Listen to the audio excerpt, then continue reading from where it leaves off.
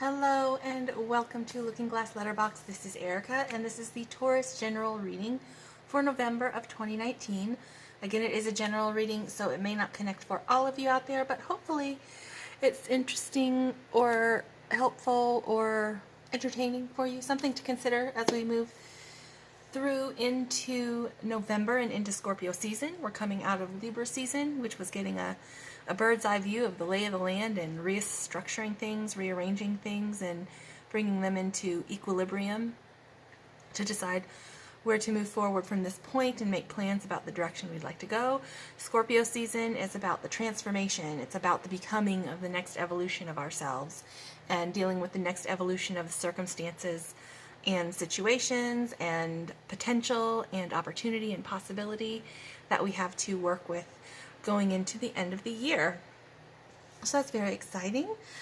So for Taurus, we're going to start here with your notes from the universe on love and connection. And Taurus has gotten hubba hubba. All right. You know that dreamy look of deep, soulful love you've sometimes seen in the eyes of another as they gazed into your own? Expect a lot more of it. Woo-hoo, the universe. All right. So, seems like people are going to be falling in love for whoever this connects with. People are going to be falling in love with some of you guys out there this November in this Scorpio season. That's very exciting. And we're going to do your the universe has my back. And you've gotten, I am a spirit having a human experience and I'm here to get closer to love. All right, so some reciprocation to be expected as well, embracing those connections and possible relationships and new opportunities and the abundant, joyful situations that are going to be available going into the end of the year, especially as we approach into the holiday season. Some of you are going to be having a really good time and connecting with family and friends and, you know, enjoying that spirit of togetherness and connection as we move into the end of the year. So at the end of October, moving into November, we have the Son of Pentacles. Okay, so some of you are considering about what you're carrying forward with you. This is a long-term, slow-moving energy, so you may have felt like you've hit a stagnant points or roadblocks in the past couple of months, or that things that you've been working on have not been coming to fruition or reaching the point of development that you've needed them to or expected them to up until this point. But the Son of Pentacles is, he's loyal and he's steadfast and he's true and he's gonna carry through and do the things that need to be done to get to the place that that he decided he was going to go to. So you're staying the course, carrying forward where you can, reconsidering different avenues to get to the next step of your development. That's very positive. This also may represent an earth sign, another earth sign, so it may be you, Taurus, because it is Pentacles, and it may be a Virgo or a Capricorn also that you're in partnership with or in connection with, that's assisting in the advancement of these plans of what you're trying to manifest moving into the end of the year. And in November, we have the Six of Coins. Beautiful. So Taurus has some major manifestation energy happening here. Attention, adoration, appreciation, and gratitude with the hubba hubba. Appreciating what it is that you're involved in and what it is you're experiencing, and really tapping into the joyful and the optimistic and the developmental and the richness of possibility that exists within that experience. And now you have the Six of Coins, which is a point of growth, a point of reciprocation, a point of you are investing and putting effort and energy into making something happen, and then that energy is then being returned to you. It's an exchange of energy. So you're not just constantly going to be outputting and not getting anything back. You're going to be receiving in return what you're showing up with and what you're investing into those things that are important to you to manifest in your life. All right, and then at the end of the month, You have Temperance. Okay, so this is transmutation, the alchemy of the change. It's also the card of Sagittarius. So you may be dealing with a Sagittarius, or Sagittarius influences may be very prevalent in your activities, especially because this all seems to be about what you're developing to manifest and attain goals and reach achievement and attainment in 3D life. So this is the alchemy of the change. So there's going to be a shifting point for some of you that's coming up that may be bringing you to the next level of this development. That's beautiful. That's exceptional. Well done. For whoever this is connecting with, well done. You've been doing what you need to do to get to the place that you want to go, and it's going to start paying off, or you're going to start seeing more return on your investments and on your efforts as you carry forward. Right? This is a situation some of you may be dealing with, and that is the Queen of Wands. Okay, so stepping into a public space.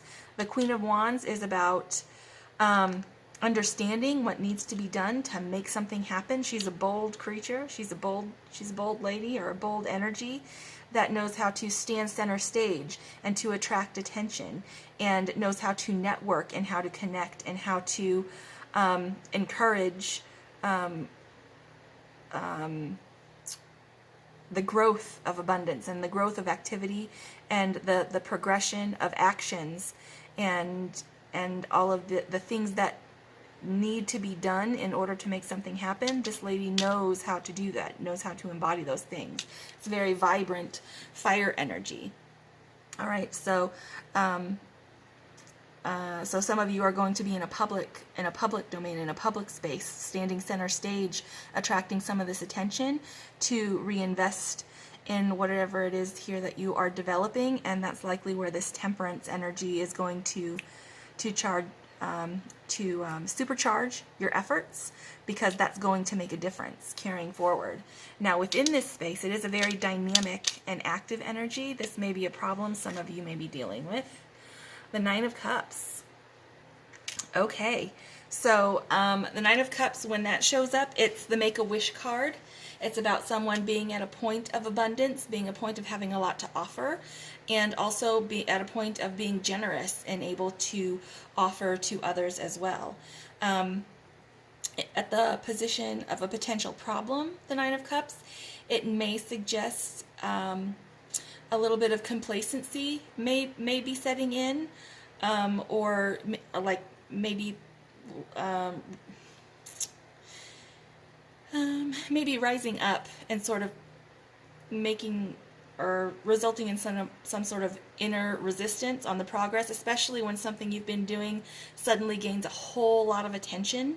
You may stumble or stand still because it's a surprise to you, and it takes it to a next level that you're not quite sure how to navigate within. Also, it's about being open to whatever it is, this goal that you're trying to develop, wherever it is you're trying to manifest and create, being open to how that shows up. You may have a very clear picture in your head of what you think it's going to look like when you reach that success point, or when you reach that next level. It may not look like what you expect it to. So just remain open and keep your eyes peeled, and be willing to consider alternative evidence and alternative results that are going to be presenting themselves to you, likely even further towards the end of the month, going into December. That there's going to be some hidden blessings and some surprise benefits and some surprise developments that are actually going to get you closer to that goal, but they're not going to be what you expect. So in order to help you to navigate that, Page of Pentacles. All right. Consider the opportunities that approach you. It may seem an opportunity may approach you that may not seem to be connected or compatible with what it is that you're doing here at all. It may seem completely off the mark. But at the bottom of the deck here, this line, you have the Father of Swords. All right, so that's a perfect pairing with the Queen of Wands. The Queen of Wands is the understanding of how to do things and how to embody that energy of creation and connection, and the visionary aspects of development. And the Father of Wands is about the mastery of that, and then also knowing how to take those connections, knowing what to do with them, where to delegate, where to diversify, and how to extend this understanding outside of yourself into a greater sphere of influence. Okay, so the Father of Wands and the Queen of Wands, they're the visionary. They're the visionary couple. So that also applies to keeping an open mind about the opportunities that approach you to invest in, or to allow to be invested into, because again, this is a card of reciprocation, to be invested into what it is that you are doing as well. So looking at both sides of those coins, you know, what can I invest in that it might not seem logical that it would enhance my own development, and what can also be invested, what is approaching from the outside that may not seem like it's in alignment with what it is that I'm doing here, but actually could present some remarkable and unexpected results with the Temperance card. Because the Temperance, it's about the change. It's about the point at which you're turning one thing into another thing, the point of the evolution, and that also requires some readjustment and some remixing and some restructuring and some broader consideration of what elements you're going to allow in to influence the growth and the potential of what it is that you're working on here. That's lovely. Okay, so a lot of initiation and potential, and like in the mix development happening for some of you out there. And then you have, for your animal spirit card, the zebra, again, a visionary spirit. So you're reconsidering, some of you are reconsidering the more creative aspects of how to bring this situation into a grander scale of development. The zebra is eccentric, it's creative, and it's visionary. It's worldly and enthusiastic and fashion forward. And then when it gets out of balance, when you reach a point of maybe you're at a level you're not quite sure what to do, and you may have little incidences of feeling jaded or feeling a little bit disconnected, because for some of it looks like whatever this long-term goal is that you've been developing, when it hits this reciprocation point and it gains a lot of attraction, it's going to expand in a way that you had not yet considered. So it will help to employ some of the visionary and creative aspects of the zebra energy in order to further develop it and bring it to the next scope of what it has the potential to be. Okay, and it's a delightful energy. It opens your mind. There's potent magic, and it's contagious, so it's going to attract even further attention and further experience and further fulfillment. So, and some of you also with the zebra, it indicates travel. So if you're developing something here, you may have the opportunity to travel and expand the development of this project, or of what it is you're trying to do here, in another physical location as well. So another town, another state, another country. So there's a lot of potential for expansive growth for whoever this is connecting with. All right, and then that also, it can be overwhelming. At the bottom you have the Sun card on this line. Everything is illuminated. So you may be overwhelmed by the amount of opportunity or the amount of interest that starts swarming in around what it is that you're developing when it reaches this temperance point. And with the temperance point, it's important, especially when it's gaining a lot of attention, in order to deal with the overwhelm, to really, seek time and space to maintain your balance and maintain your level. I mean, you're a Taurus, you're an earth sign, so you're very level-headed, very grounded, sort of spirit is a big part of Tauran energy. So some of these opportunities, they may swarm in, and it might be have the potential to sort of be a bit overwhelming at some points. So taking some time to sit and rebalance and consider how you want to implement all of these new opportunities that are coming in to most efficiently and effectively move forward for long term, even further long-term growth of what it is you're developing here.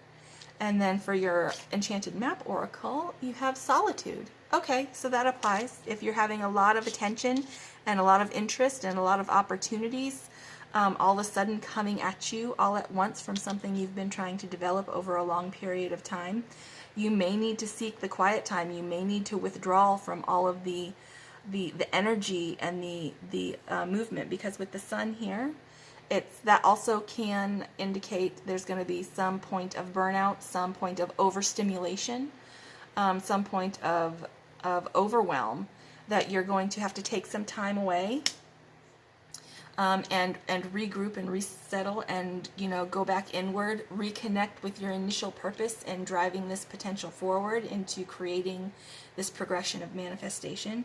The quote with the Solitude card is, "I am comfortable in my own skin as I detach and replenish my soul." So this is about, taking time to meditate or just sit quietly and find stillness and empty your mind of the superfluous thoughts so that you can recenter and regroup, so that you're coming from a stable and a clear frame of mind in order to navigate and make decisions about all of this expansion and all of this attention and all of the opportunities that are going to start approaching you in reference to whatever it is that you're building here. That's remarkable. Somebody out there is going to have, a lot of golden opportunities showing up and a lot of success exploding, around what they've been involved in bringing forward for quite a while. So congratulations for whoever this is connecting with. I'm very excited for you, very happy for you. And that is all that I have for you for November. I hope that you enjoyed that. I hope that it was helpful. If you liked that, click the like button. If you'd like to see more videos as I post them, subscribe. I've listed my Instagram and Pinterest links in the description if you'd like to follow me there. I'm going to be using those going into the end of the year. And also, if you'd like to book your own private reading, I've listed the link for that there as well. If you'd like to contact me, my email is there. And have an amazing and a wonderful, fantastic November, and I will see you guys in December. Bye.